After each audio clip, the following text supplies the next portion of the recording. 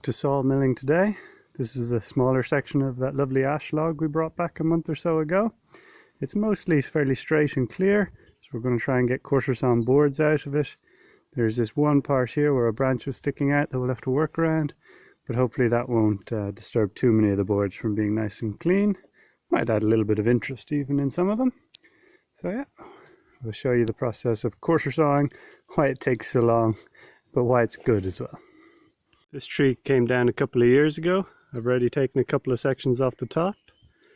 This will be 2 sections in the end, but I want to cut off the stump and pull it out of where it is because it's quite hard to access, and then I'll cut it into sections and take the 2 back.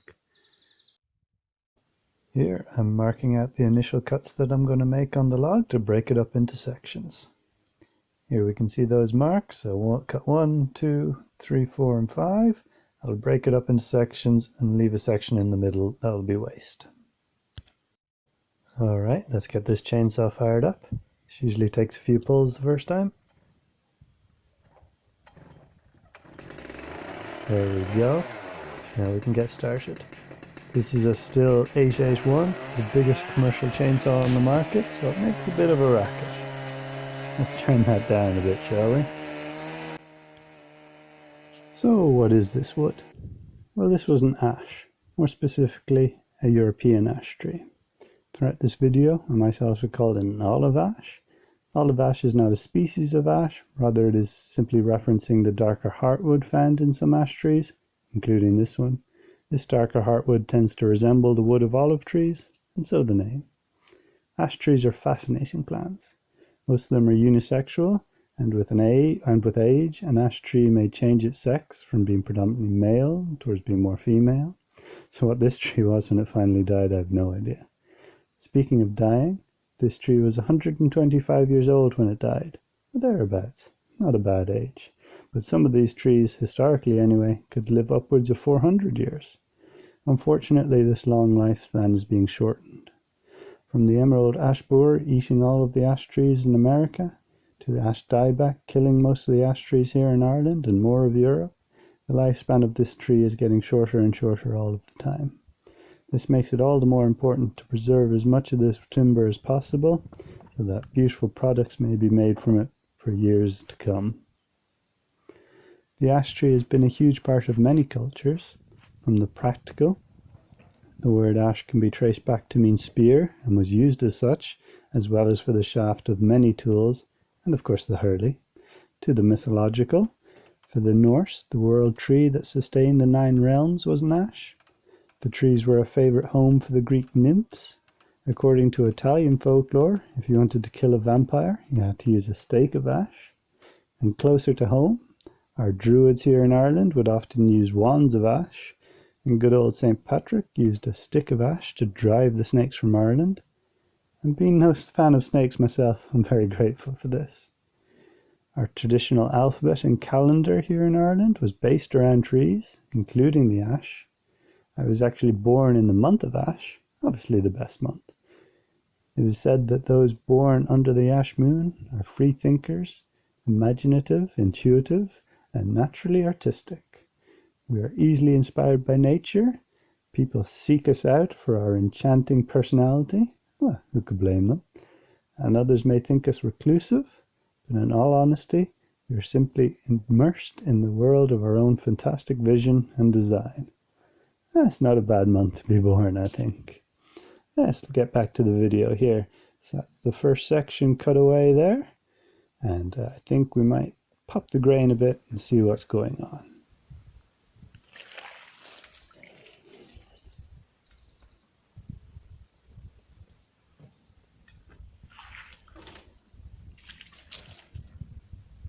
This is what we're looking at in the center of the tree. Lovely straight grain running all the way through. You can see this is getting near the pith here, so we're getting some knots coming through. Even a tiny bit of pith poking through there. I cut it a bit too fine. I should have left a little bit more. But there you go. Live and learn. The lovely straight looking grain. And if we look at the top piece, a bit more interest going on, spalting, and a bit of rot here where that pith of that branch was coming in, but some pretty stuff going on up there. Not going too shabby.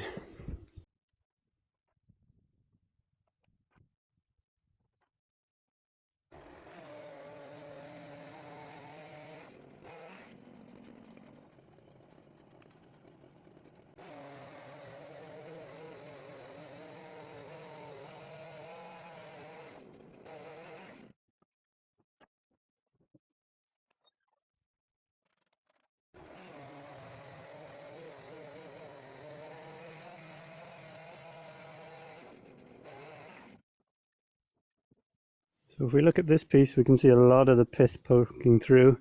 That means again, I was trying to get as much as possible, and instead of cutting a bit further away from the pith, I got too close. So we're seeing bits of it in here. I'm going to get away with it here because I was going to cut this here anyway to get rid of the pith. So now I can see perfectly how high I need to cut in order to get rid of it. And we can really see here now how all the knots originate from the pith.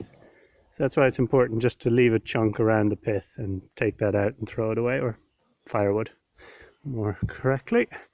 Got a cool bit of figure going on here, a little bit of crotch figure going in those boards, which is pretty nice. So we're nearly have it all broken down into chunks. Well, we do. Now it's truing up the sides, getting rid of the live edge, and then we can finally, well, then truing cuts. We'll talk about that later. And then we can finally start cutting boards.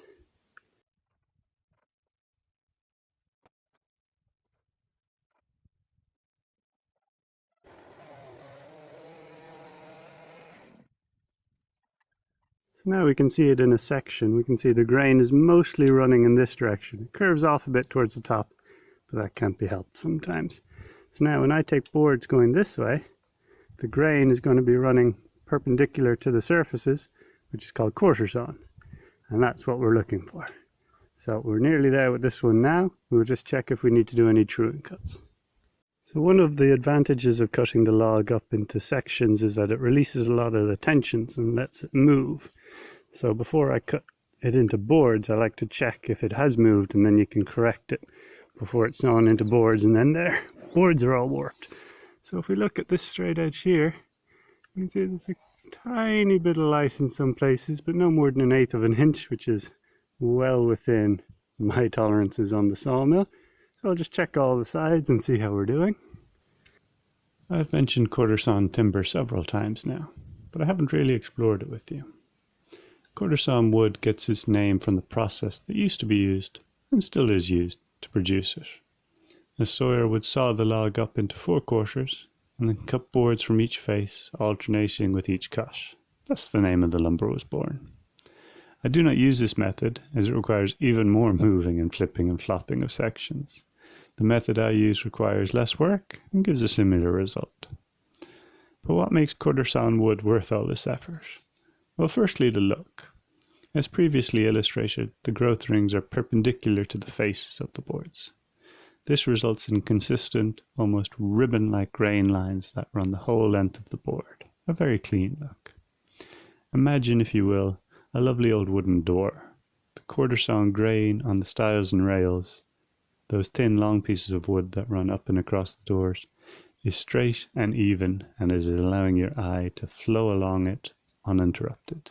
And this is perfectly framing the panels of the door. Now imagine that those panels are really interesting, beautiful pieces of wood. Now the panel becomes like a piece of artwork hanging in a lovely yet undistracting frame that borders it perfectly. Now we can start to see how the look of the quarter sawn wood can be used.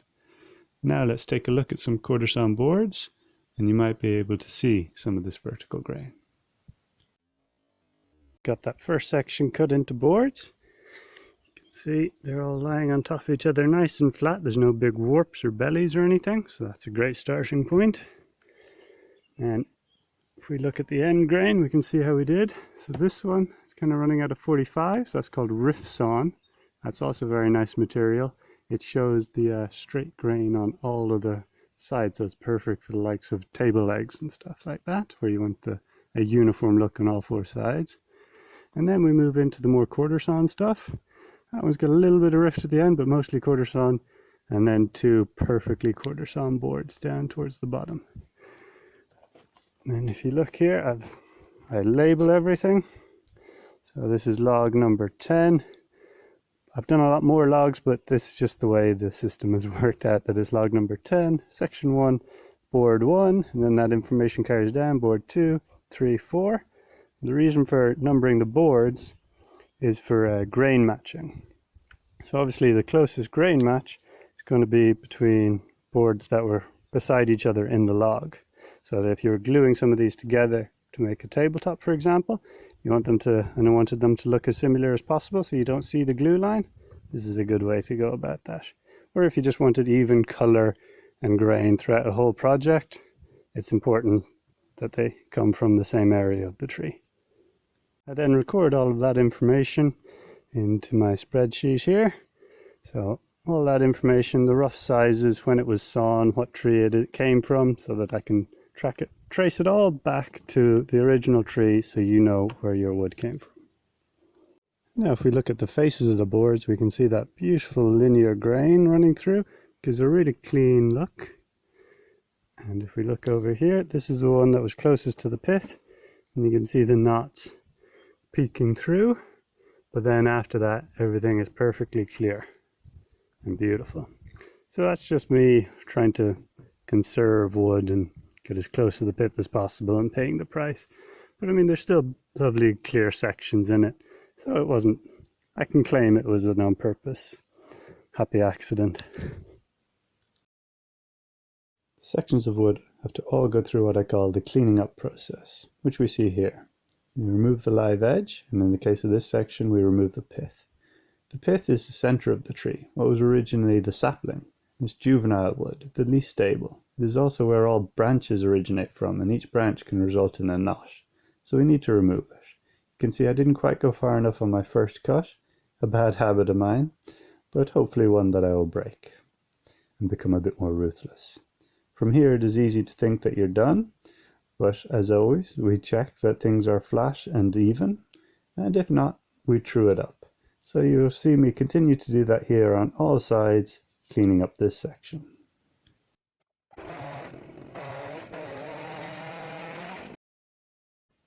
Now let's get back to chatting about quarter sawn wood. There are additional advantages to quarter sawn lumber.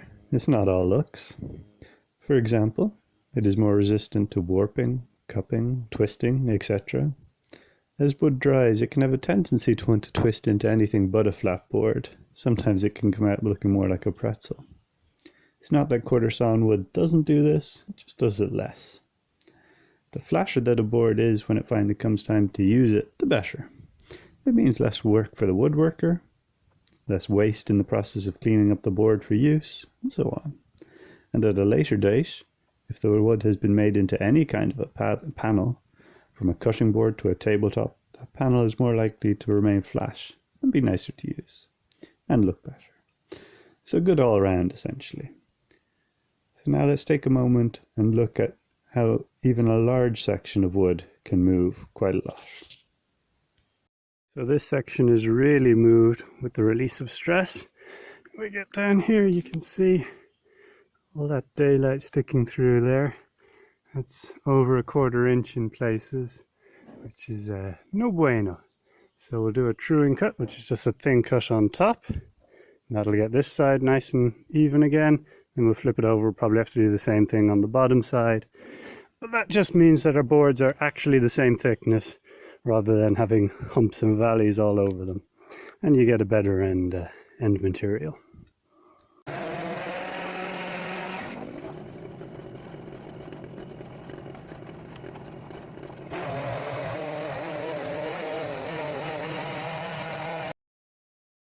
Wood, like a sponge, naturally absorbs and releases moisture with changes in humidity. As wood absorbs moisture, the cells swell and the wood expands, and on the other side, as wood loses moisture, the cells contract and the wood shrinks.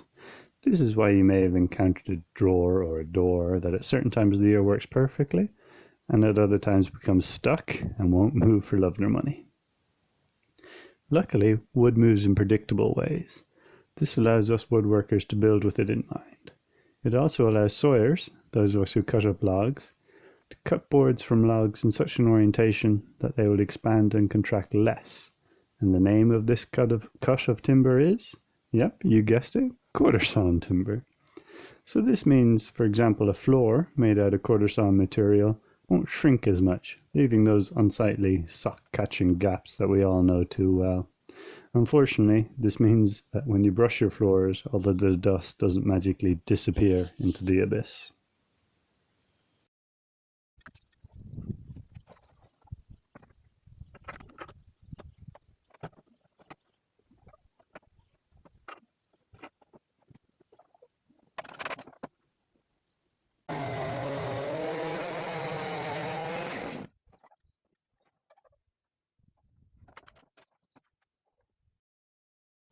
Once a section is cleaned up, the actual cutting of the boards goes very quickly. One simply makes the cut, moves the log up the same amount each time, and makes the cut again. I think this is the most satisfying part of the whole operation.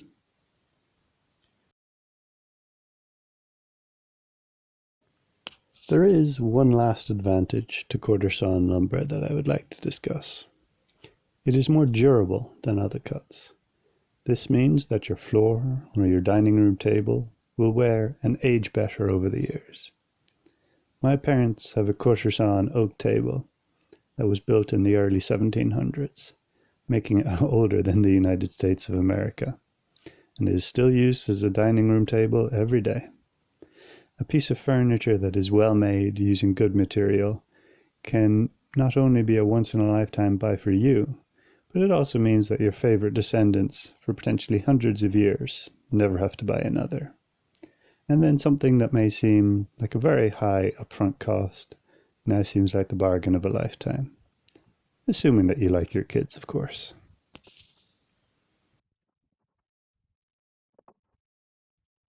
These are all of the boards that we got out of it. Some lovely stock, all either quarter sawn or rift sawn. That's not bad going considering this tree, the grain wasn't perfectly symmetrical. It grew in a field by itself, so it was all, I think it was pretty darn good for what it was, and I think we did well. So here it is. It's mostly straight grain heartwood. Heartwood is towards the center of the tree, and it's a darker color, especially in this olive ash. It goes from kind of a red to this kind of honey orange, honey brown, which is really lovely. And then you can see some bits of sapwood. That's the stuff on the outside. Those are these kind of different streaks running up the outside. But all in all, really lovely, fairly homogeneous, nice straight grain. The only bit that got a bit weird was where that branch was going out. But I mean, even with that board, it's still mostly lovely, straight, clear, straight grain. So I think we did really well, and that's some lovely material. We took all the right steps. We quarter sawed it or rift sawed it, and we released all the stress. We did truing cuts. So that is about as good as I can get it off the sawmill. Hopefully it goes well in the drying process, and then you have premium timber. Everything is numbered and sequenced, and this really does give you the best chance of getting a color and grain match, and allowing you to do things like book matching and slip matching, where you can get flip boards beside each other and get the symmetrical grain going, cool patterns like that. Having this really opens up a lot of doors that you wouldn't have otherwise. Now all of these offcuts can be cut up and set aside to dry as firewood. This is the chunk that contained the pith, and if we look down it, we'll see all the defects it has. It's cracks, there's knots, more knots, more knots, more knots, more knots. So cutting that out really does allow a lot of clear wood and everything else. Not that knots are always bad, but when you want clear timber, obviously they are. And then we have a couple of big chunks with some interesting grain and spalting going on, so we might cut those off for wood turning blanks, and the same going on again here. If we can get a couple of nice pieces. And the dust is all gone. All the shavings are now collected in this bag, and they're in here drying beside the onions and Dad's garlic. And I let it dry in the sun for as long as possible, so it is fairly dry and it's ready now for use as animal bedding, especially the chickens. They seem to really like it, but we try not to let anything go to waste. And here it is all stacked up. It doesn't look like a lot when it's stacked like this, but in this log I was really aiming for quality over quantity. We have it well weighted down there now, and I took a lot of time making sure that it was stacked off a good flat surface. So hopefully it will stay flat as we just leave it there to dry for a few years and ignore it. Luckily, I have a lot of other wood that has been drying for years, so it's not like I'm stuck for wood. And if you are hoping to buy a bit of burn ash, not to worry, I have plenty of it around the place that is good and air dried. Hopefully, throughout this video, I've been able to extrapolate the reasons that a person might go through all of the trouble of collecting these fallen trees and working with them in order to allow them to live on in some small way, whether that person happened to be born in the month of that tree or not. Thank you very much for watching. I hope you enjoyed it. Goodbye.